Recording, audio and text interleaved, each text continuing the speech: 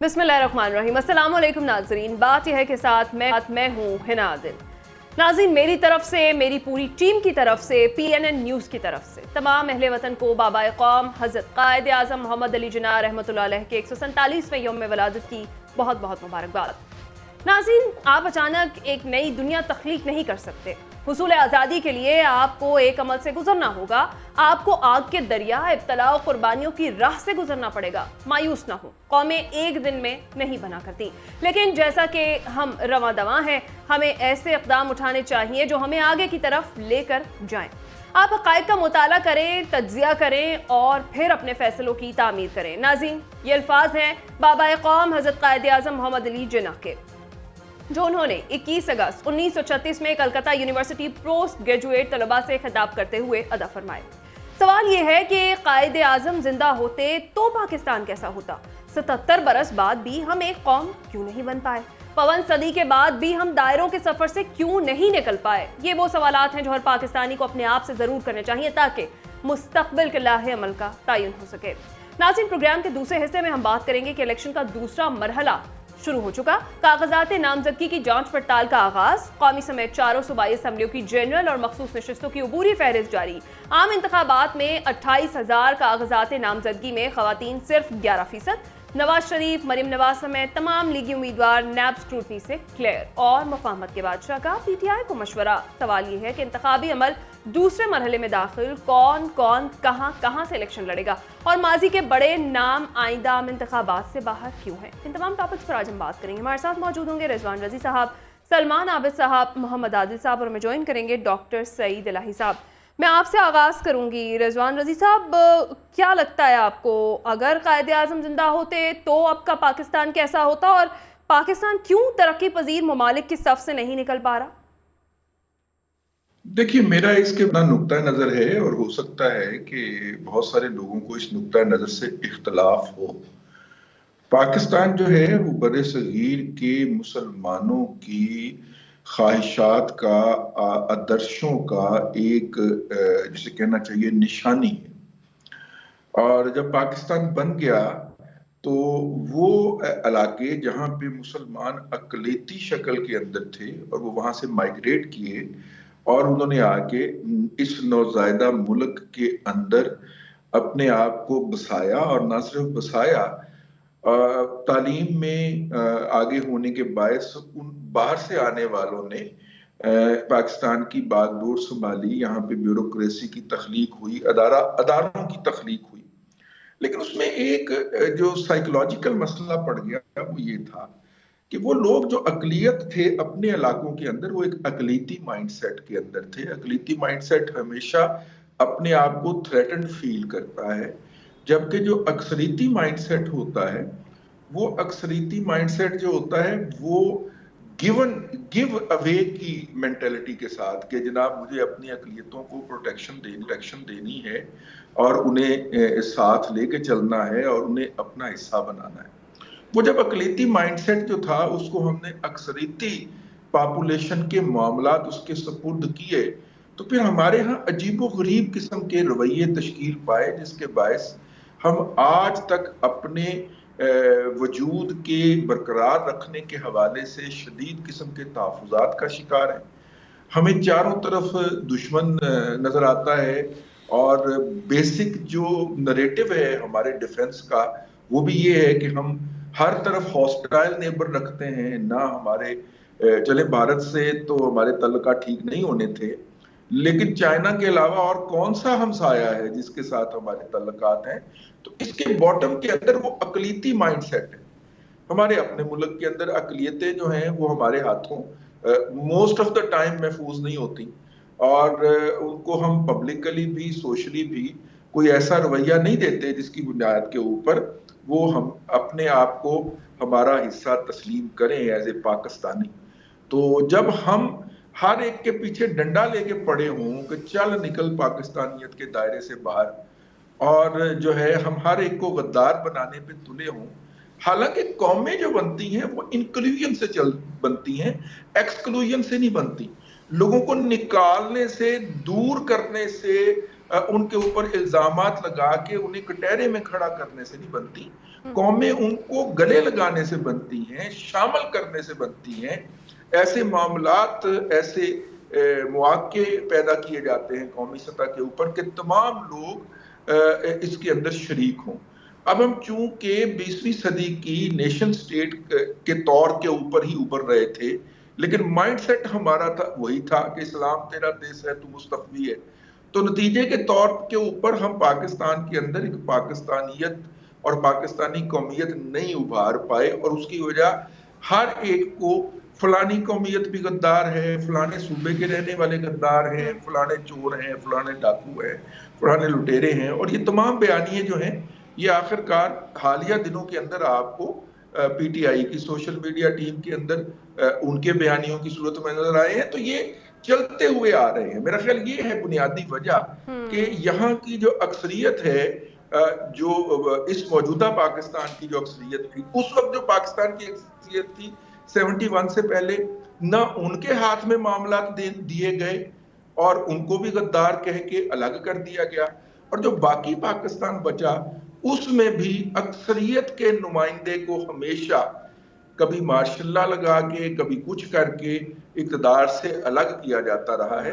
तो जब तक हम इस पे काबू नहीं पाएंगे उस वक्त तक वो कौमियत का तस्वर नहीं उभर पाएगा। सही है। सलमान हाफिज साहब, जिस तरह से अभी रजी साहब ने बात की है कि यही बयानिए चलते हुए नजर आ रहे हैं, तो क्या लगता है आपको हम दायरों के सफर से क्यों नहीं निकल पा रहे? देखिए, बुनियादी बात यह है कि पाकिस्तान की बुनियाद जो है वो हमने सियासी, जमहूरी और आईनी और फलाही रियासत की बुनियाद के ऊपर देखी थी। हम चाहते ये थे कायदे आज़म मोहम्मद अली जिन्ना के ये मुल्क जो है पाकिस्तान एक इस्लामी, जमहूरी, फलाही रियासत के तौर पर, बदकिस्मती से हमने इसको एक ऐसी रियासत में तब्दील कर दिया है जहां एक तो सिक्योरिटी स्टेट का मॉडल नजर आता है वेलफेयर स्टेट के मुकाबले में, और दूसरी तरफ हमें नजर आता है कि ये जो आम आदमी का मुकदमा है इसके मुकाबले में एक एलीट क्लब है जिसने पाकिस्तान को कैप्चर कर दिया है। और यही वजह है कि ना यहाँ सियासत मजबूत हो रही है, ना यहाँ जमहूरियत मजबूत हो रही है, ना यहाँ आइन और कानून की बालादस्ती है, और ना यहाँ कोई माशी इस्तेकाम है, और ना आम आदमी का कोई मुकदमा लड़ रहा है। ये एक रूलिंग एलीट क्लब है जो पाकिस्तान को मफादात के तहत चलाने की कोशिश कर रहा है। वजह साफ है, हमने कायदे आज़म की सोच के साथ, उनकी फिक्र के साथ, उनके ख्यालात से रवागर्दानी की है और हम उससे बाहर निकल आए, और अब हम अपने अपने ख्यालात के साथ इसमें अपने मफादात को तलाश करने की कोशिश करते हैं। हमने कहाँ इंस्टीट्यूशंस को बिल्ड किया, ना सियासी इंस्टीट्यूशन यहाँ बिल्ड हो सके, ना यहाँ कोई एडमिनिस्ट्रेटिव इंस्टीट्यूशन बिल्ड हो सके, ना माशी इंस्टीट्यूशन बिल्ड हो सके, और उसका नतीजा हम देख रहे हैं कि हमारे यहाँ एक अफरा तफरी का माहौल रहता है। हम अनसर्टेनिटी के अंदर रहते हैं, चाहे उसमें सियासी हुकूमतें हो, चाहे मार्शल लॉ के अदवार हो। लगता है कि एक टकराव पैदा हो चुका है और हर इदारा दूसरे इदारे पे बालादस्त होने की कोशिश कर रहा है। आज भी आप देखिए ना, क्या इस मुल्क में आपको लगता है कि आइन और कानून की हुक्मरानी है? क्या आपको लगता है कि पाकिस्तान में सियासत और जमहूरियत जो है वो मिलके चल रहे हैं? क्या आपको लगता है यहाँ आम आदमी का मुकदमा बहुत मजबूत है? क्या आपको लगता है यहाँ कानून और आइन इतना बालादस्त है कि वो ताकतवर लोगों को पकड़ सके? यहाँ तो पार्लियामेंट के अंदर बैठे हुए लोगों ने ऐसी ऐसी पॉलिसियां, ऐसी ऐसी कानून साजी की है जो आम आदमी के मुकाबले में, रियासती मफाद के मुकाबले में उनके कारोबार को तहफ़्फ़ुज़ दे सके। तो जब इस तरह का पाकिस्तान होगा तो फिर वहां पर फिरकावारियत होगी, वहां इंतहा पसंदी होगी, वहां दहशतगर्दी होगी, वहां महरूमी की सियासत होगी, वहां पोलराइजेशन होगी, क्योंकि हम तो लोगों को तकसीम करके हुकूमत करना चाहते हैं ना। हमारा तो एजेंडा ये है कि लोगों को ज्यादा से ज्यादा तकसीम किया जाए, चाहे वो लसानी बुनियादों पर, चाहे वो मजहबी बुनियादों पर, चाहे फिरकावाराना बुनियादों पर, चाहे इलाकाई बुनियादों पर। हमने वो तकसीम पैदा की है जिसकी वजह से आज पाकिस्तान को अगर आप यकजा करना चाहें तो आपको कई तरह की मुश्किलात का सामना करना पड़ता है। और इसकी जिम्मेदारी जो है ना, किसी एक फरीक पे नहीं है कि मैं कौन सी सियासतदान जिम्मेदार है, ब्यूरोक्रेसी जिम्मेदार है, एस्टैब्लिशमेंट जिम्मेदार है, मजहबी जमातें जिम्मेदार है, मीडिया जिम्मेदार है, ब्यूरोक्रेसी जिम्मेदार है। हम सब ने इस सारे हालात खराब करने में अपना अपना कहीं कम और कहीं ज्यादा हिस्सा डाला है। और इस वजह से आज जब हम यहाँ खड़े होकर बात कर रहे हैं तो पाकिस्तान में अदम इस्तेकाम सियासी बुनियादों पर और माशी बुनियादों पर कम नजर आता है और ज्यादा नजर आता है। और वजह यह है कि हमारी डिपेंडेंसी इतनी बढ़ गई है कि पाकिस्तान की खुद मुख्तारी के ऊपर भी सवालात उठते हैं। हमारे फैसले पाकिस्तान से ज्यादा पाकिस्तान से बाहर होते हैं। ये जो 5 ममालिक का नेक्सस है, अमेरिका, बरतानिया, चाइना, सऊदी अरब, कतर, ये ममालिक अब बहुत ज्यादा रेलिवेंट हो गए हैं कि हम कोई फैसला करने से पहले इनको इत्मीनान में लेते हैं और उनका असर हमारे फैसलों के ऊपर नजर आ रहा होता है। तो मेरा ख्याल है कि आज भी पाकिस्तान को जरूरत इस बात की है कि वो अपने मौजूदा करैक्टर को रीडिफाइन करे, रीस्ट्रक्चर करे, रीविजिटिंग करे। जिस तरह से हम मुल्क को चलाने की कोशिश कर रहे हैं, इससे और ज्यादा तजादात नुमाया हो रहे हैं और हम यकजा नहीं हो रहे, हम एक नहीं हो रहे, हम टुकड़ों में बट गए हैं, तकसीम हो गए हैं। लोगों का रियासत पर इत्मीनान कम हुआ है, लोगों का हुकूमतों पर इत्मीनान कम हुआ है, लोगों का पर इत्मीनान कम हुआ है, और सबसे बढ़कर अब तो लोगों का जमहूरियत के बारे में भी इत्मीनान कम हो रहा है कि उनको लगता है ये रूलिंग एलीट क्लब की डेमोक्रेसी है, इसका आम आदमी के मफादात से कोई ताल्लुक नहीं है। इसी वजह से आप देखिए जितने भी जमहूरियत वार आए हैं उसमें भी आप आम आदमी को कुछ नहीं मिला है। अभी आप देखिए ना, पीपल्स पार्टी 15 वर्ष से सिंध में हुकूमत कर रही है, शहबाज शरीफ साहब 10 बरस की हुकूमत पंजाब में करके गए हैं। उसके अलावा हमारे पास जितने भी हुकूमतें चल रही हैं, किसी भी जमात की हो, मैं किसी एक जमात की बात नहीं कर रहा, किसी के पास गवर्नेंस को इंप्रूव करने का मॉडल नहीं है, किसी के पास इकोनॉमी को दुरुस्त करने का मॉडल नहीं है, किसी के पास ये तरजीह ही नहीं है कि वो इंस्टीट्यूशन को बिल्ड करना चाहता है। तो जब एक अफरा तफरी के साथ रियासत के निजाम को चलाएंगे तो उसमें अफरा तफरी ही नुमाया होगी ना। ठीक है। मोहम्मद आदिल साहब, आपको क्या लगता है यही वजूहत हैं जो अभी रजी साहब ने और सलमान आबिद साहब ने पेश किए हैं कि 77 बरस बाद भी हमें कौम नहीं बन पाए, इन्हीं वजूहत की बिना पर?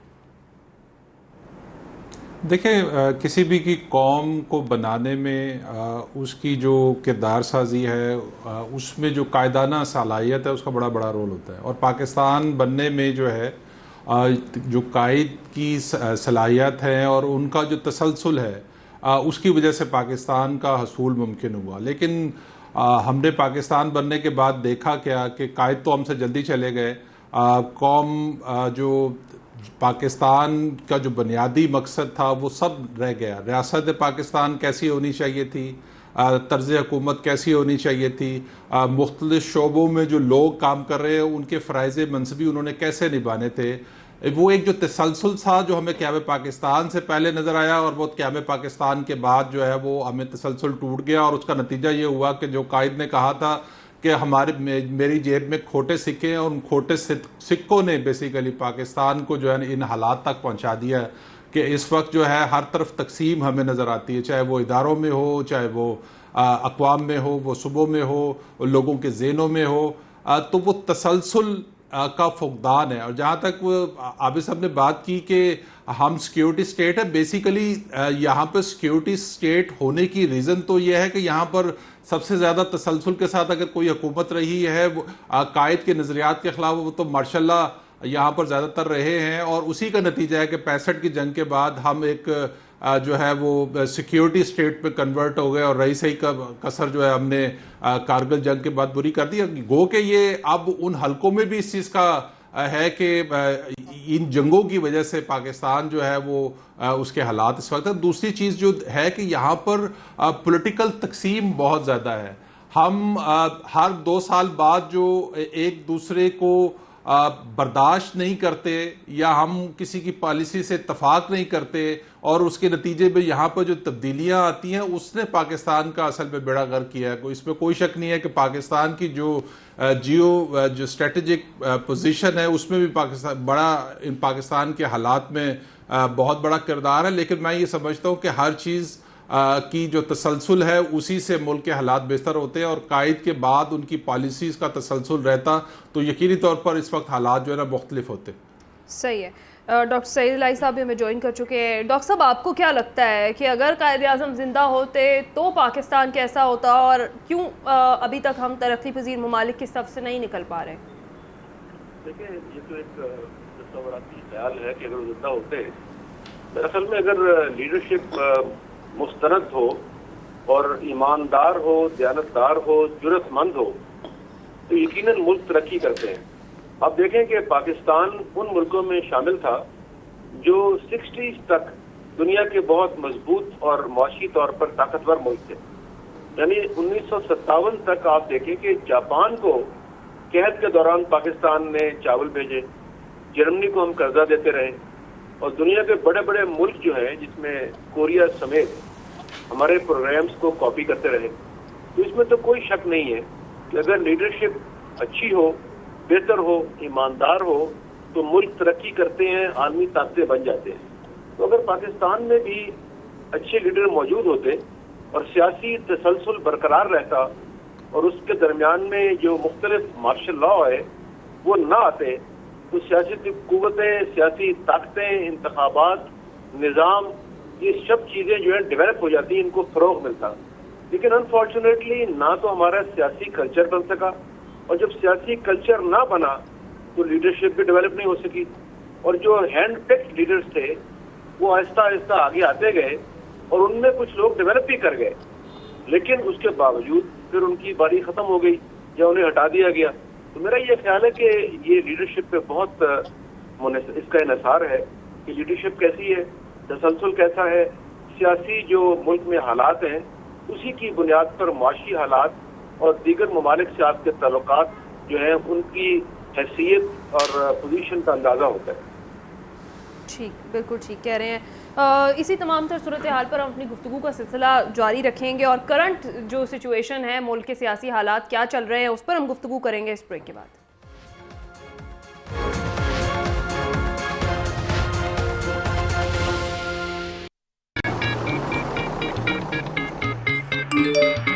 टेलीनॉर पे वाइल्ड विंटर डिस्काउंट, वो भी लिमिटेड टाइम के लिए।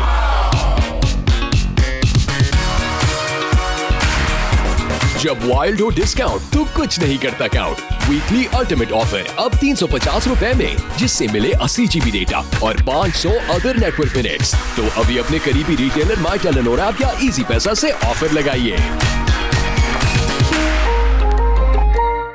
सोल सिटी लाहौर जदीद तर्ज तामीर का एक शाहकार और अजीम शान प्रोजेक्ट, जदीद, मुनफरिद, मुस्तहकम जिंदगी का आगाज। हमारी वेबसाइट soulcity.com.pk विजिट करें और कॉल 111-768-505। Soul city. टेलीनॉर पे वाइल्ड विंटर डिस्काउंट, वो भी लिमिटेड टाइम के लिए।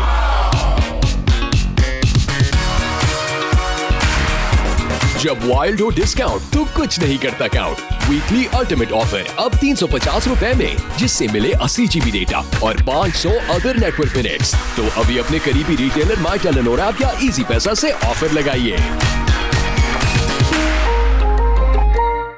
सोल सिटी लाहौर जदीद तर्ज तामीर का एक शाहकार और अजीम शान प्रोजेक्ट, पाकिस्तान में पहली दफा। Cul de sac walk, clock tower, 24 घंटे सिक्योरिटी और the oval walk commercial buildings के दरमियान अपनी तर्ज का मुनफरिद पार्क बिजनेस कम्युनिटी के लिए बाकायदा सोल बिजनेस बे बनाया जा रहा है।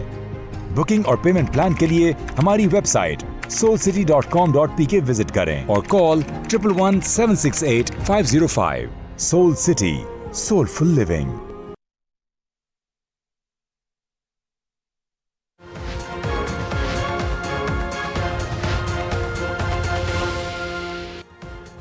वेलकम बैक नाजरीन।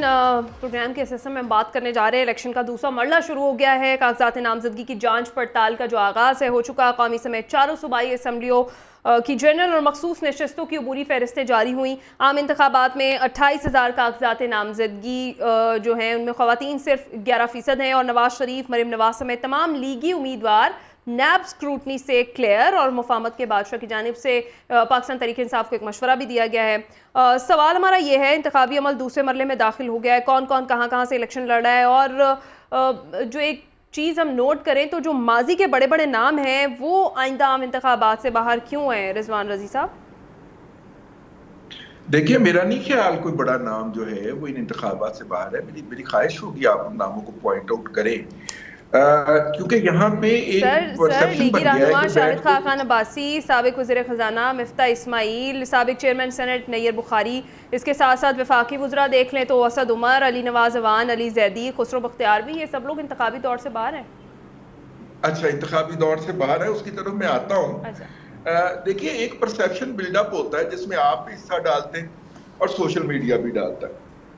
हमारे प्रोग्राम में, पिछले प्रोग्राम ने वीकेंड में किया था, बड़ी शद्दोमत से ये बताया गया हमें कि जनाब कागजात नामजदगी छीने जा रहे हैं, तशद्दुद हो रहा है और ये हो रहा है, वो हो रहा है। वो बिलाल विरक साहब को खुद आना पड़ा बताने के लिए कि उनका एक्सीडेंट 8 दिसंबर को हुआ था, लेकिन उस वक्त तक झूठ सोशल मीडिया के ऊपर भी और मेन स्ट्रीम मीडिया के ऊपर भी चल चुका था। उसके बाद फिर हमें बताया गया कि बड़े जोरों सितम हो रहे हैं, जुल्म इस्तबदाद का दौर है, एक पार्टी को कागजात नामजदगी जमा नहीं करवाने दिए गए, सबसे ज्यादा उन्होंने जमा करवाए हैं। तकरीबन 1150 कौमी और सूबाई असेंबली की सीटें मिला के कुल नशिस्तें होती हैं, यानी हर सीट पे उन्होंने 2.5 कागजात नामजदगी जमा करवाए हैं। लेकिन शोर क्या मचाया हुआ था कि हमें कागजात नामजदगी जमा नहीं करवाने दिए जा रहे। वो जो लोग इलेक्शन से बाहर हैं, नैयर बुखारी साहब तो खैर सेनेटर हैं, तो सेनेटर वो बन जाएंगे मार्च के अंदर अगर उनकी पार्टी चाहेगी, या बाकी जो लोग हैं उनकी सियासत के से बाहर रहने की दीगर वजूहात है। लेकिन उस झूठ की तरफ, उस बुग़्ज़ की तरफ और उस बददियानती की तरफ, उस फिक्री बददियानती की तरफ आइए ना, जिसके अंदर आप और मैं पूरी तरह शरीक हैं। एक झूठ बोला जाता है सोशल मीडिया के ऊपर, फिर इसको बड़े बड़े जो होते हैं वो फैलाते हैं, फिर वो व्हाट्सएप ग्रुपों में आता है, फिर व्हाट्सएप ग्रुपों से उठा के ये 7 बजे जो जुमा बाजार लगता है तबसरा निगारों का, इसके अंदर वो बातें बोल दी जाती हैं। और जब तक कि उन हकायक को सामने लाया जाए, उस सच्चाई को सामने लाया जाए, उस वक्त तक बेड़ा गर्क हो चुका होता है। लोग उस झूठ को सच मान के उसके ऊपर ईमान ला चुके होते हैं। तो लिहाजा आइंदा इलेक्शन जो है, कोई सियासी पार्टी किसी सियासी पार्टी के खिलाफ नहीं लड़ने जा रही। आइंदा इलेक्शन तमाम पार्टियों के झूठ के खिलाफ होंगे, किज़्ब बयानी के खिलाफ होंगे, बहतान तराजी के खिलाफ होंगे, जो कि सोशल मीडिया के जरिए और फिर उसको मेन स्ट्रीम मीडिया के जरिए बैकअप किया जाएगा, सपोर्ट किया जाएगा।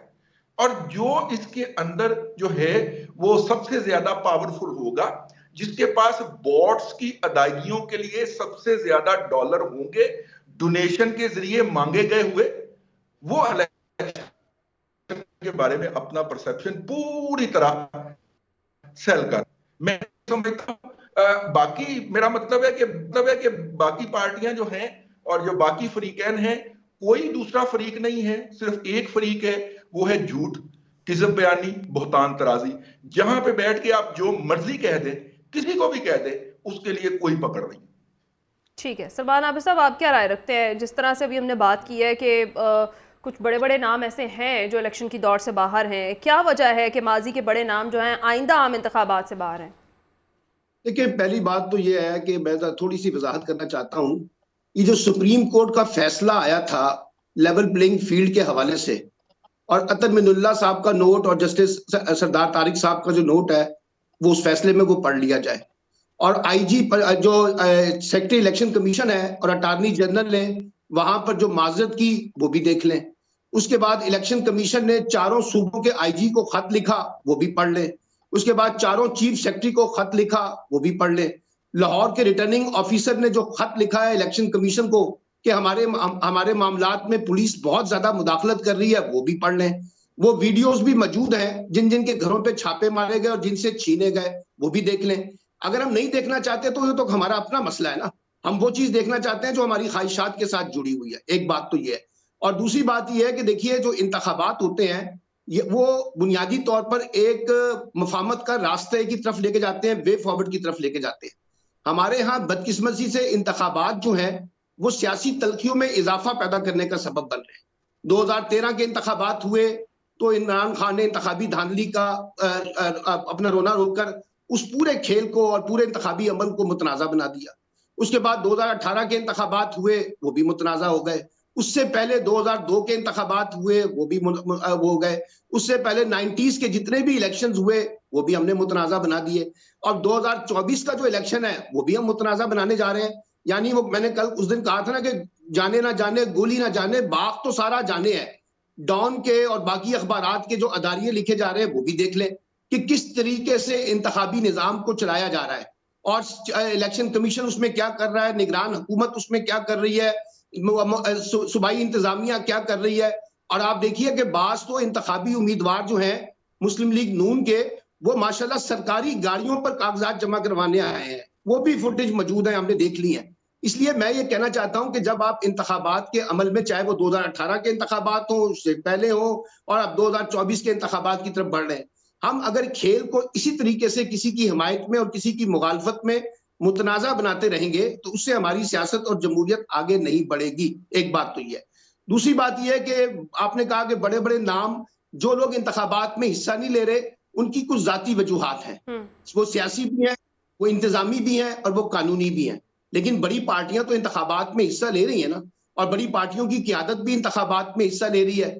अब आप देखिए ना, हमारे सियासी निज़ाम के ऊपर, टिकटों के ऊपर, ये जो अभी मखसूस नशिस्तों की सीटें आई हैं और उसमें पीपल्स पार्टी की टिकटें देख लें, PMLN की देख लें या और जमातों की देख लें, एक खानदानी अजारादारी का एक निज़ाम मौजूद है पूरा का पूरा।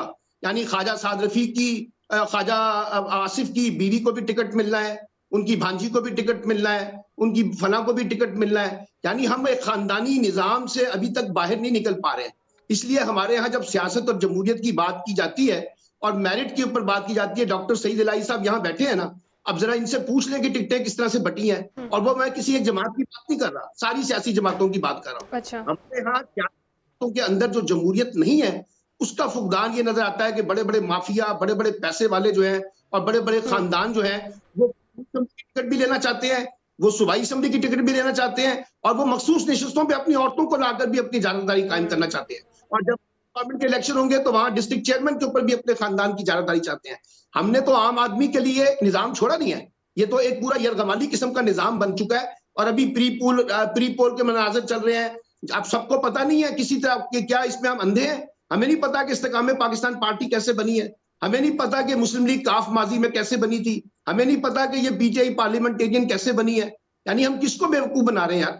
हम सबको अंदाजा है कि किस तरीके से पाकिस्तान का सियासी निजाम चलता है। पिछले 70 साल से जिस तरह से हम चलाने की कोशिश कर रहे हैं, कभी किसी की हिमायत में, किसी की मुखालफत में, तो उसका नतीजा क्या निकल रहा है? उसका नतीजा ये निकल रहा है कि इंतखाबात होते हैं, हमारा ख्याल होता है कि इससे पॉलिटिकल स्टेबिलिटी आएगी। हम पॉलिटिकल स्टेबिलिटी की तरफ जाने की बजाय मजीद पॉलिटिकल महाजराई की तरफ चले जाते हैं। उससे फिर इकोनॉमिक क्राइसिस क्रिएट होता है, पॉलिटिकल क्राइसिस क्रिएट होता है। अभी आप देखिए ना, इंतखाबात होंगे, कोई भी पार्टी जीते, जिसकी भी हुकूमत आ जाए, आप 4 महीने देखिएगा, उसके बाद ये सारी सियासी जमातें जो इक़्तिदार से बाहर होंगी, वो एक नया महाजराई का खेल शुरू कर देंगी। सही है। मोहम्मद आदिल साहब, जिस तरह से अगर हम इलेक्शन ट्रिब्यूनल्स जिस तश्कील दिए गए हैं, कागजात नामजदगी पर जो एतराज़ात थे उनको सुनने के लिए नोटिफिकेशन जारी किया गया है। दूसरी तरफ इलेक्शन कमीशन के जो अहकामात हैं उन पर IG इस्लामाबाद जो हैं और डिप्टी कमिश्नर हैं उनको हटा दिया गया है। क्या लगता है इन इक़दामात के बाद इलेक्शन कमीशन की जो शफाफियत है उस पर उठने वाले जो सवालात हैं वो दम तोड़ जाएंगे? नहीं, मेरा नहीं ख्याल है। इलेक्शन कमीशन पे जो इल्ज़ामात हैं वो हमेशा की तरह इसी तरह लगते रहेंगे और जब नताइज आएंगे उसके बाद भी इलेक्शन कमीशन ही मतनाज़ा होगा बहुत सारी चीज़ों के अंदर। अभी तो ये तो आगाज़ हुआ है, इसमें जो सबसे इम्पोर्टेंट रोल है वो अदलिया का है। अभी तो सिर्फ एक फैसला आया जो, वैसे तो सारी पॉलिटिकल जमातें दावे करती हैं कि वो कोई सरप्राइज़ देने जा रही हैं, अभी तो सिर्फ अदलिया का एक फैसला आया साइफर में, तो वो पॉलिटिकल जमातों को जो है वो हजम नहीं हुआ और मुस्लिम लीग नून ने और ये दूसरी जमातों ने जो है उसके ऊपर एक बयानिया मासूम पर बनाने की कोशिश की कि जजेस ने जो है वो किसी को, तो ये तो इसमें तो अभी तो बहुत सारे केसेस जो हैं वो अदालत में जाने हैं। उसमें अभी तोशाखाना का जाना है, अभी बल्ले के निशान पे जाना है। तो ये पॉलिटिकल जो मुस्लिम लीग नून या दीगर जमातें हैं वो सुप्रीम कोर्ट के कुछ फैसलों को निशाना बना रही हैं। PTI जो है वो इस्लामाबाद हाई कोर्ट को टारगेट किया हुआ है। तो ये पॉलिटिकल जमातें वक्त के साथ जो है वो एक दूसरे अभी इदारों को निशाना बना रही हैं। इलेक्शन कमीशन ऑफ पाकिस्तान भी इसी तरह निशाना बनता रहेगा। आपको जैसे पता है कि बार्स की जो बड़ी तंजीमें हैं उन्होंने भी चीफ इलेक्शन कमीशन पर जो है वो अटैक किया था। तो ये तो सिलसिला भी इलेक्शन तक चलता रहेगा। असल चीज तो यह है कि हमारा पॉलिटिकल सारा सिस्टम ही इस किस्म का है कि हम आपके हक में कोई चीज हो जाए तो हम कहते हैं कि सब चीज ठीक है, हमारे खिलाफ हो जाए तो हम कहते हैं कि सब कुछ जो है वो खराब है, इदारे खराब हैं। और अब आप देखिएगा कि यहाँ पे जब अब ये कागजात नामजदगी जब मुस्तरद होंगे बहुत सारे लोगों के, उसके बाद एक जो तूफान जो है वो वावेला जो है मचाया जाएगा। सोशल मीडिया तो एक हकीकत है, उसको झूठ सच के साथ तस्लीम करना ही पड़ेगा। रिजवान रजी साहब कह रहे हैं कि मुकाबला, इसमें कोई डाउट नहीं है, लेकिन इन तमाम पॉलिटिकल पार्टीज को इस चीज का एहसास है कि उन्होंने किस तरह से मामलात को चलना है। और ये भी एक ग्राउंड रियलिटीज है कि जो PTI के उम्मीदवारों के साथ मुख्तलिफ शहरों में जो कुछ हुआ है, अब election supreme court of Pakistan ने डायरेक्शन कोई उस पर बराह रास्त तो एक्शन नहीं लिया, उन्होंने इलेक्शन कमीशन ऑफ पाकिस्तान को ही जो है वो डायरेक्शन दिए, जिसकी वजह से जो है वो सारे जो है मामलात। हेलो जी जी जी ठीक है डॉक्टर सईद इलाही साहब, अगर हम बात करें इस वक्त इलेक्शन का दूसरा मरला जो है वो शुरू हो चुका है, कागजात नामजदगी की जांच पड़ताल का आगाज़ हो गया, अब दूसरे मरहले में इंतखाबी अमल दाखिल हो चुका है। कौन कौन कहाँ से इलेक्शन लड़ रहा है, कुछ चीज़ें वाजे भी हो रही हैं। नवाज शरीफ के मद्दे मुकाबिल लाहौर से यास्मीन राशिद और मानसहरा से आजम सवाती होंगे, अगर देखा जाए तो बिलावल भुट्टो के मद्दे मुकाबिल साबिक जियाले लतीफ़ खोसा होंगे। क्या कितना दिलचस्प देख रहे हैं इलेक्शन डे का मंजरनामा आप? दो तीन बातों को एंडोर्स करूंगा जी। एक तो सलमान आबिद साहब ने जो गुफ्तगू की सियासी जमातों में कल्चर के हवाले से, उसमें तो कोई शक नहीं है कि तमाम जमातों का कल्चर एक ही है और उसमें 19-20 का फर्क है। और दूसरी बात यह है कि एक सियासी वर्कर और करीब से देखने के बाद मुझे ये अंदाजा हुआ कि ये जो लोग अपने ही लोगों को टिकट देते हैं उसकी दो तीन वजूहात है।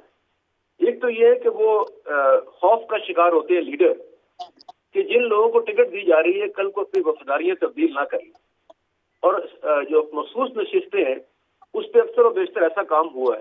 तो एक तो वो मेरा ख्याल है बचने के लिए ये करते हैं कि ऐसे लोगों को टिकट दें जो कंट्रोल में हो और करीबी अजीज हो, या जिनको कहीं ना कहीं निकलने से पकड़ा जा सके।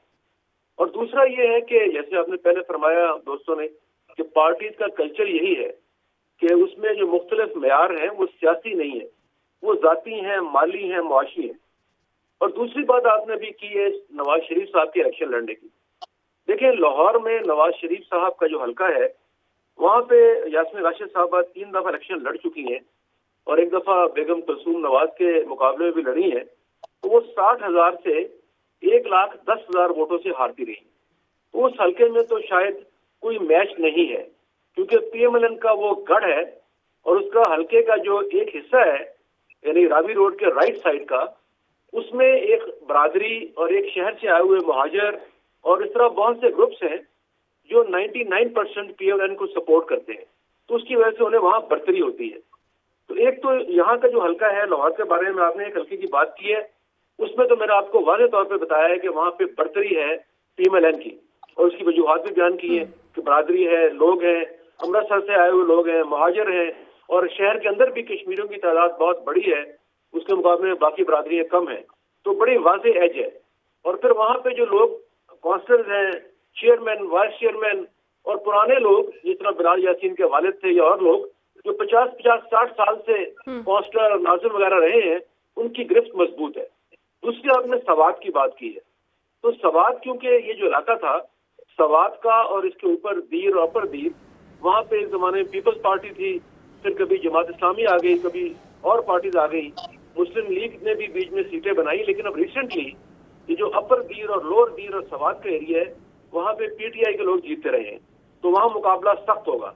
लेकिन मेरा ये ख्याल है कि मजमूई तौर पर जैसे आपने सवाल किया था कि बड़े बड़े लोग नहीं हैं, तो ये हर इलेक्शन में होता है। 2018 में तकरीबन 40 बड़े मजबूत उम्मीदवार थे, झंग से लेकर जामपुर, राजनपुर तक, जिन्हें एक फोन पर बिठा दिया गया था और उनके नॉमिनेशन वापस लेने के लिए उनको अहकाम जारी किए गए थे। और वो तमाम लोग जो दही इलाकों में सियासत करते हैं वो यकीनन ताकतवर एस्टेब्लिशमेंट से टकरा नहीं सकते, क्योंकि दही इलाकों में बहुत से मसाइल होते हैं, कचहरी के, थाने के, बल्दिया के। तो उनके साथ वो नॉर्मली जो इलेक्टेबल्स हैं या दही इलाकों के लोग हैं वो लड़ते नहीं है, झगड़ते नहीं है, एस्टेब्लिशमेंट की मर्जी से चलते हैं। और डॉक्टर साहब अगर हमने अभी लाहौर की बात की तो चले नून लीग की समझ आती है लाहौर से। चेयरमैन पीपल्स पार्टी बिलावल भुट्टो जरदारी साहब जो है वो कराची का इंतखाबी मैदान छोड़कर आ गए हैं लाहौर, इसको आप कैसे देखते हैं? देखिए मेरे ख्याल में बिलावल भुट्टो के जो एडवाइजर हैं वो समझदार लोग हैं। उन्होंने लाहौर के मुख्तलिफ हलकों को एनालाइज किया है। वो हल्के जहाँ पे PMLN के लोग इलेक्शन लड़ रहे हैं और वहाँ पे कुछ इख्तलाफात मौजूद हैं, और दूसरा ये है कि PTI के जो लोग हैं अगर वो मैदान में ना हुए तो PTI का वोट भी पीपल्स पार्टी को पड़ सकता है। अच्छा। वो ऐलान के बगैर भी, किसी मुआहदे के बगैर भी, किसी एडजस्टमेंट के बगैर भी। तो मेरा ये ख्याल है कि बिलावल साहब ने एक ट्रायल यहाँ किया था बाई इलेक्शन में पीपल्स पार्टी ने, जिसमें पीपल्स पार्टी को 30-32 हजार वोट मिले थे टाउनशिप के इलाके से, तो शायद उससे उन्हें ये आसरा और उम्मीद। अच्छा, और इंटरेस्टिंगली बिलावल भुट्टो का मुकाबला भी साबिक जियाले से है, लतीफ खोसा है उनके मद्दे मुकाबिल। मेरे ख्याल में अगर मेरी अपनी राय ये है कि अगर यहाँ पे लतीफ खोसा साहब PTI कैंडिडेट होंगे तो वो टफ टाइम देंगे, क्योंकि जिस इलाके से इलेक्शन लड़ रहे हैं वहां पे पिछली 2 बार में यानी 2013 और 2018 में पीटीआई के उम्मीदवार जीते रहे हैं और लाहौर के चंद हल्के जो थे 4 या 5 उसमें ये 2 हल्के भी शामिल थे।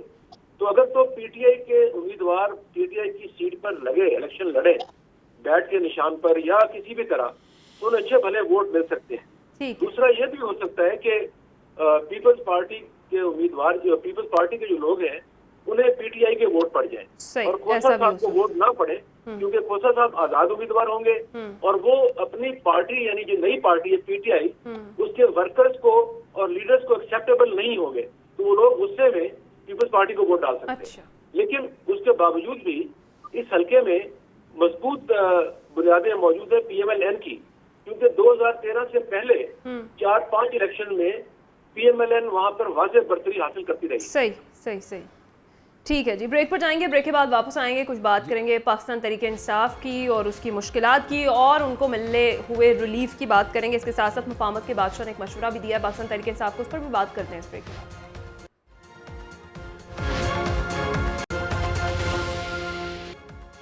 वेलकम बैक नाज़रीन। ब्रेक पर जाने से पहले मजमूई तौर पर सियासी सूरत हाल मुल्क की क्या चल रही है उस पर हम बात कर रहे थे। कौन कहाँ से इलेक्शन लड़ा है इस पर हमने बात की। सियासी जमातों की जो फहरिस्त है वो जारी हो चुकी है। पार्टी सरबराहान की फहरिस्त में पीटीआई का जो खाना है वो खाली है। पीटीआई का बल्ले का निशान वापस लेने के खिलाफ पेशावर हाई कोर्ट जाने का ऐलान भी सामने आया है। क्या पीटीआई को कोई रिलीफ मिल सकता है, सलमान आबिद साहब? लेकिन कोशिश तो पीटीआई की होगी कि उनको पेशावर हाई कोर्ट से या अपना सुप्रीम कोर्ट से जो बल्ले का निशान है वो मिल सके, और अगर वो मिल सकेगा तो उनकी कुछ कानूनी मुश्किल जो है वो आसान हो जाएगी सियासी बुनियादों पर, और अगर वो नहीं मिलता तो फिर उनके लिए मुश्किलात और ज्यादा बढ़ जाएंगी। इस वक्त मैंने आपके प्रोग्राम में पिछली दफा भी कहा था कि पीटीआई की सियासी मुश्किलात कम नहीं होनी बल्कि सियासी मुश्किलात बढ़ेंगी, क्योंकि ये फैसला तो किसी ना किसी शक्ल पे नजर आ रहा है कि पीटीआई के लिए रास्ता वो नहीं है जो रास्ता वो चाहते हैं। वैसे सलमान आबिद साहब, आपने तो ये भी कहा था कि बल्ले का निशान कहीं नहीं जाएगा, मिल जाएगा। है ना, अभी भी मैं ये कह रहा हूँ कि अदालतों के जरिए मिल सकता है, और मैं अभी भी कह रहा हूँ कि अगर मैंने कहा है कि अगर उनको इंतखाबी निशान नहीं मिलता तो फिर तो उनका सारा इंतखाब जो है वो खराब हो जाएगा। वो हर एक का अपना अपना इंडिपेंडेंट निशान होगा और उसके अंदर फिर इलेक्शन लड़ना एक और मुश्किल मरहला होगा ना। तो इसलिए जो पॉलिटिक्स साहस है जो ये तय करके बैठे नहीं मिलना, ना वो इलेक्शन लड़ने की पोजीशन में आए, ना वो इंतखाबी मुहिम चला सकें। और ये भी बिल्कुल ठीक कहा कि जनाब अभी तो जब स्क्रूटनी का अमल होगा तो उसके बाद कितने लोगों को उसमें से रिजेक्ट किया जाता है, उससे एक नया क्राइसिस भी पीटीआई के अंदर पैदा होगा, क्योंकि वहां पर भी कई लोगों ने टिकटें जमा कराएंगी ना, कोई एक थोड़ी है, हर जगह से कई लोगों ने पीटीआई के नाम से टिकटें जमा करवाई हुई है। अब देखते हैं कि ये जो सेकंड राउंड जब शुरू होगा स्क्रूटनी का, उसके बाद उनकी क्या शक्ल निकल के आती है। लेकिन एक चीज तो बज़ाहिर नजर आ रही है ना कि वो पीटीआई के लिए इस वक्त हालात वो नहीं है जो पीटीआई चाहती है, ना उनको मिलने वाले हैं। ये उनके लिए मुश्किल तरीन इलेक्शन साबित होगा। अच्छा, दूसरी तरफ बल्ले के निशान की ऑफर हुई थी, ऐसा दावा कर रहे हैं परवेज खटक साहब, तो क्या लगता है उनको किसने ऑफर की बल्ले के निशान की और क्यों? ये बात मान ली जाए कि उनको बल्ले की ऑफर हुई थी तो फिर तो ये सारा इलेक्शन कमीशन ही मुतनाज़ा हो जाता है। किस हैसियत से इलेक्शन कमीशन ने या इलेक्शन कमीशन ने उनको बल्ले की ऑफर की थी, तो इसका मतलब है फिर तो जो इल्जाम इलेक्शन कमीशन पे लग रहा है वो दुरुस्त लग रहा है। अब ये तो इलेक्शन कमीशन वजाहत करे ना कि परवेज खट्टक को उन्होंने ऐसी ऑफर की थी या नहीं की थी। इसीलिए मैं बार बार कह रहा हूं कि जब हम इंतखाबात के अमल को इदारा जाती शक्ल में मुतनाज़ा बनाने की कोशिश करेंगे तो उनसे मसाइल पैदा होंगे। अब इस वक्त मैंने आपको बता दिया कि पीटीआई के लिए कोई ज्यादा रिलीफ नजर नहीं आ रहा, लेकिन अब देखना होगा कि किस तरीके से पीटीआई के लोग इंतखाबात में जाते हैं। अभी तो देखिए ना, जब ये स्क्रूटनी के अमल में इंतखाबी उम्मीदवार सामने आएंगे जो छुपे हुए हैं, रुपोश हैं, इनमें से बेशतर लोगों को तो गिरफ्तार किया जाएगा। स्क्रूटनी अमल से नून लीग तो गुजर गई है और क्लियर भी है, नवाज शरीफ, मरीम नवाज समेत तमाम जो लीगी उम्मीदवार हैं। अच्छा रजी साहब, ये जो दूसरा मरहला है कागजात नामजदगी की जांच पड़ताल का, उसका आगाज हो चुका है। ऐसी सारी सूरत हाल में आसिफ अली जरदारी साहब ये कहते हैं कि पाकिस्तान तरीके इंसाफ को मेहनत करनी चाहिए, पहले बगैर मेहनत के ये आ गए थे। मुफाहमत के बादशाह के कीमती मशवरे पर आपकी क्या राय है? देखिए, आसिफ अली जरदारी साहब जो हैं उन्होंने सबसे कम टिकटें तकसीम की हैं, 1651 टिकटें पूरे पाकिस्तान में इंतखाबात के लिए। तो ज्यादा मेहनत की उन्हें खुद जरूरत है। मैं उनका बड़ा मोतरफ हूँ उनकी मुफाहमत की पॉलिसी के, लेकिन ज्यादा उनको जरूरत है। अभी भाई जो हैं सलमान, वो शायद जोश जज्बात में कह गए टिकटें जमा करवाई हैं। अभी तो टिकटें मेरा ख्याल है जमा होनी है, अभी सिर्फ कागजात नामजदगी जमा करवाए हैं। हाँ, अभी किसी पार्टी ने टिकट जारी नहीं किए, तो इसलिए वो थोड़ा सा मेरा ख्याल है कि शायद वो सहवन उनके मुंह से निकल गया। दूसरी बात ये है कि कल शाम का दिन था, कल शाम तक जो है वो तमाम पार्टियों ने अक़लियतों की, ख़वातीन की और प्रोफेशनल की ना अपनी तरजीही फहरिस्त जमा करवानी थी, और वो बाकी पार्टियों ने जमा करवा दी। पीपल्स पार्टी ने भी, UI ने भी, पाकिस्तान मुस्लिम लीग नवाज ने भी, लेकिन PTI इसलिए जमा ना करवा सकी कि उनकी पार्टी के कौन से चेयरमैन उस फहरिस्त के ऊपर दस्तखत करते, क्योंकि पिछले चेयरमैन जो थे वो डिस्क्वालीफाई हैं और जो नए चेयरमैन बने थे उनके इंतखाबात नल एंड वाइड करार दे चुका है। लेकिन इस वक्त PTI के जितने भी कारकुनान हैं, जिनको फ़ियाम में यूथिया भी कहा जाता है, वो सोशल मीडिया के ऊपर बहुत एक्टिव हैं और बड़े धड़ल्ले के साथ ये कह रहे हैं कि कल इंतहाई तुझको एहतशाम और एहतराम के साथ chief justice Peshawar high court बल्ले का निशान जो है वो PTI के हवाले करेंगे और आपका बाप भी कुछ नहीं कर सकेगा। इस तरह की तहरीरें अभी मैंने प्रोग्राम के दौरान ही सोशल मीडिया पे देखी हैं, और फिर अगर वहां से रिलीफ ना मिला तो अपना वो जो है वो बैठा हुआ ही है।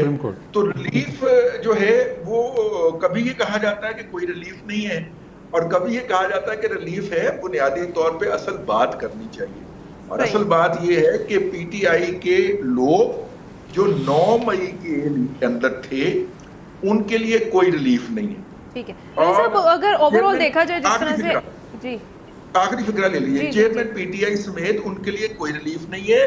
बाकी सब इलेक्शन लड़ेंगे, और ये कागजात नामजदगी जमा हो जाना और उनका क्लियर हो जाना इस अमर का निशानदेही करता है कि हो सकता है पार्टी को बल्ला भी वापस मिल जाए।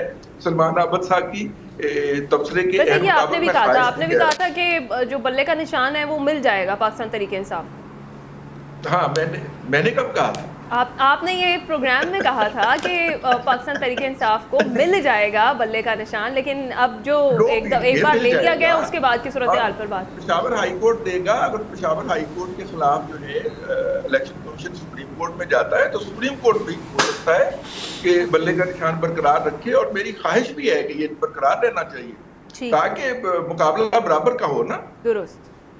मोहम्मद आदिल साहब, जिस तरह से अभी हम बात कर रहे थे, कौमी समेत चारों सूबाई असम्बलियों की जनरल और जो मखसूस नशिस्तें हैं उनकी पूरी फहरिस्त जारी कर दी गई है। आम इंतखाबात में तकरीबन 28,000 कागजात नामजदगी में ख़वातीन सिर्फ 11% है, ऐसा क्यों?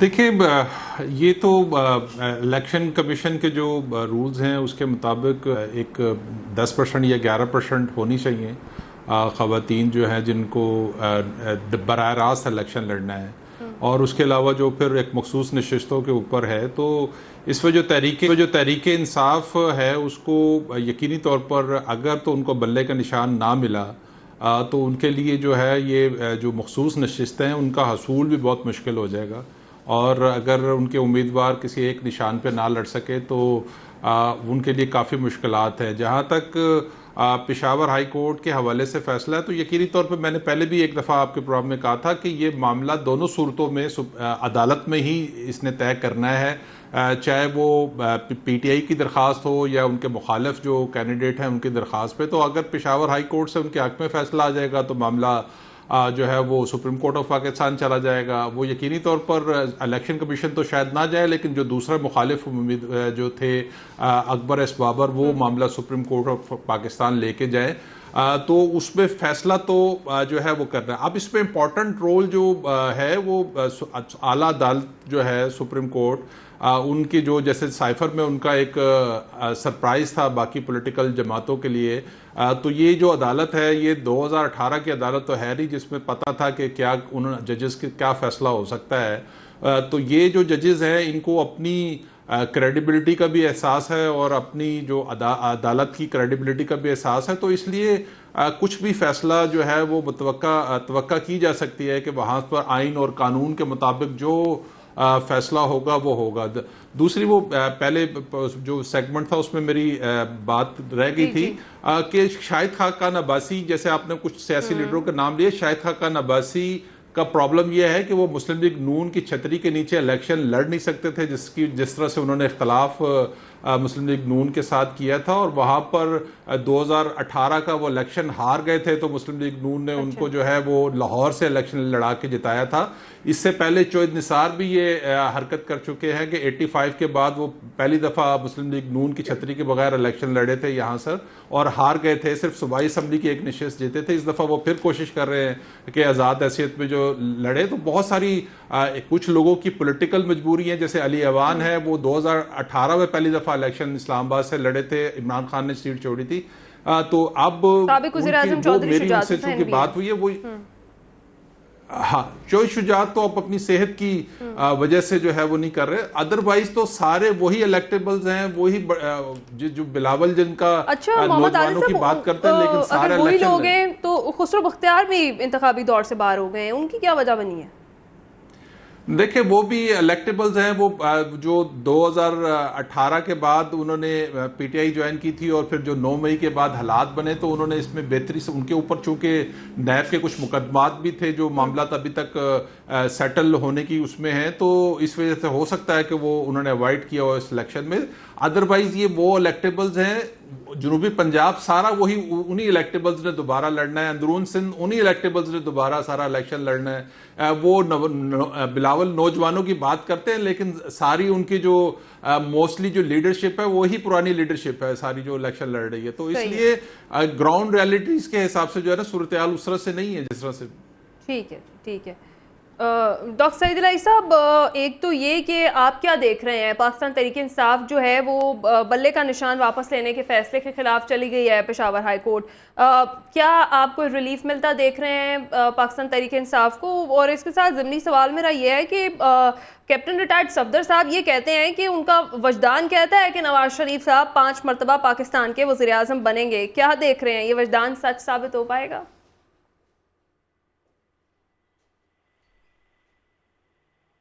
डॉक्टर सईद इलाही साहब, डॉक्टर सईद इलाही साहब मुझे नहीं सुन पा रहे हैं। सलमान आबिद साहब, आप क्या कहेंगे कैप्टन सफदर के इस वजदान पे? देखिए, ये कैप्टन सफदर का वजदान जो है ना, ये शरीफ खानदान के वजदान से काफी मिलता जुलता है, क्योंकि वो उसी का हिस्सा है। वो ये कह सकते हैं, कोई ऐसे मसला नहीं है, वो 5 दफा क्या है 50 दफा भी प्राइम मिनिस्टर बन सकते हैं। अच्छा। पाकिस्तान में कोई प्राइम मिनिस्टर बनने की कतगन तो नहीं है कि वो 3 दफा या 4 दफा या 5 दफा, जब तक चाहे वो बन सकते हैं, लोग उनके साथ होंगे, वोट उनको मिलेंगे तो वो वजीर आजम बन सकते हैं। उन्होंने तो एक और भी नया वजदान भी जारी किया है, वो क्या? ऐसे इकबाल है कि भी पंजाब के किसी चीफ मिनिस्टर के बारे में कोई फैसला मुस्लिम लीग नून के अंदर नहीं हुआ, लेकिन कैप्टन सफदर के वजदान ने उनको बता दिया है कि मरियम नवाज ही चीफ मिनिस्टर पंजाब होंगी, यानी वो उम्मीदवार होंगी। तो इसलिए हमजा अपना कैप्टन सफदर साहब जो मर्जी कहते रहे, वो बादशाह आदमी हैं, लेकिन जब सियासी हकाइक हैं, जब मैदान में आएंगे तो पता चलेगा कौन। ठीक है जी, डॉक्टर साहब हमें ज्वाइन कर चुके हैं वापस। डॉक्टर सईद इलाही साहब, मैंने आपसे सवाल किया था कि आप देख रहे हैं कि पाकिस्तान तहरीक इंसाफ को कोई रिलीफ मिल जाएगा आने वाले वक्तों में, जो बल्ले का निशान वापस लेने के फैसले के खिलाफ वो चले गए हैं पेशावर हाई कोर्ट। और दूसरा, कैप्टन सफदर साहब ने बताया है कि उनका वजदान कहता है कि नवाज शरीफ साहब जो हैं 5 मरतबा वज़ीर आज़म बनेंगे पाकिस्तान के, क्या ये वजदान सच साबित हो पाएगा? आप बात कर रही है बल्ले की, वो तो अब सुप्रीम कोर्ट या हाई कोर्ट ही फैसला करेगी, क्योंकि अब ये हुकूमत के या इलेक्शन कमीशन के हाथ से निकल चुका है। लेकिन मैं ये समझता हूँ कि कहीं ना कहीं फिर कोई ऐसी रुकावट जरूर आएगी जिससे बल्ले के निशान को ब्लॉक किया जाएगा, ताकि वो आसानी से पीटीआई बल्ले के निशान पर इलेक्शन ना लड़ सके। और दूसरी बात आपने की है कैप्टन सफदर साहब की, तो यकीनन हर पार्टी के जो लोग हैं वो यही समझते हैं कि उनके पार्टी के सरबराह को प्राइम मिनिस्टर बनना चाहिए, चाहे वो उस पार्टी की 3 सीटें भी हों, तो नारा यही लगता है कि जनाब वज़ीर आज़म हमारा होगा। तो नवाज शरीफ साहब तो पहले रह चुके हैं और पूरे पाकिस्तान में कई दफा 2/3 मेजॉरिटी लेकर, सिंपल मेजॉरिटी लेकर प्राइम मिनिस्टर बन चुके हैं, तो उसमें कोई अचंभे की बात नहीं होगी। और अभी जो हालात नजर आ रहे हैं, जिस तरह आगे बढ़ रहे हैं, उसमें ये लग रहा है कि PMLN एक बहुत अहम और मौसर कुव्वत बनकर इलेक्शन में सामने आएगी और फिर वो अपनी मर्जी के फैसले भी कर पाएंगे।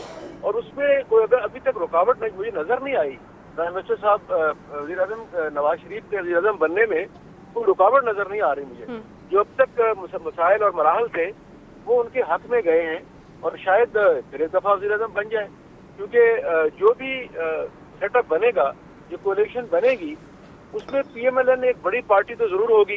तो जब बड़ी पार्टी होगी तो वो अपने हलीफों से तय करके कोई भी फैसले अपनी मर्जी के करवा सकते हैं, अगर उसमें पीपल्स पार्टी शामिल ना हो।